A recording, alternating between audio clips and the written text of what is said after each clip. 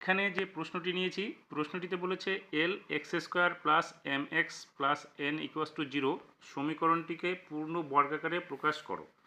এখানে এইভাবে যদি প্রশ্নটি হতো সমীকরণটিকে পূর্ণ বর্গাকারে প্রকাশ করে তার মান নির্ণয় করো, তাহলে ভালো হতো।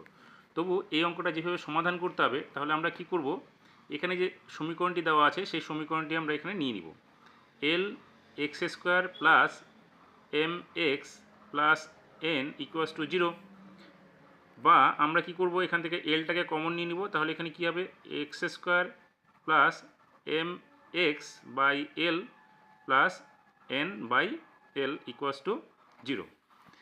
এবার আমরা কি করব, এই এলটা যদি আমরা এদিকে নিয়ে চলে আসি, তাহলে কি হবে, x square plus m x by l plus n by l equals to 0 by l হয়ে যাবে, বা x square plus m x by l plus n by l equals to 0 হবে। এবার এটাকে আমরা পূর্ণ বর্গাকারে প্রকাশ করার জন্য দেখছি। তাহলে এখানে x square plus 2 into x করলাম।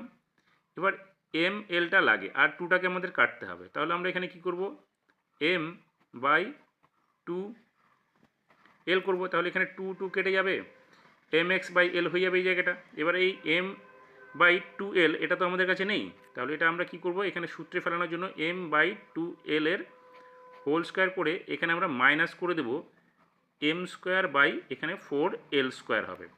আর এখানে যেটা ছিল plus n by l equals to 0।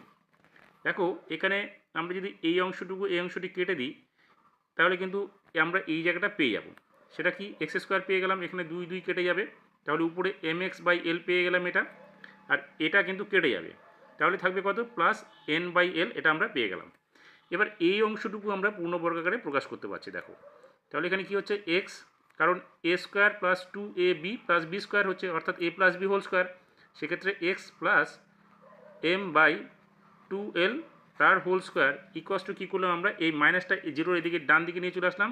তাহলে এখানে কী হবে, m square by 4l square, আর এটা কী হবে, মাইনাস এন বাই এল।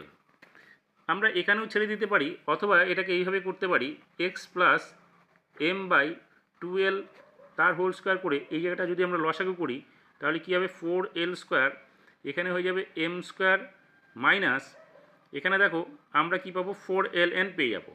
তাহলে এখানে আমরা পাবো, কারণ এল দিয়ে যদি ডিভাইডেড করি, তাহলে এখানে কী হবে, 4l থাকবে, 4ln এর সঙ্গে গুণ করলে 4ln। এটাই হচ্ছে পূর্ণ বর্গাকারে প্রকাশ করে তার মান নির্ণয় করা।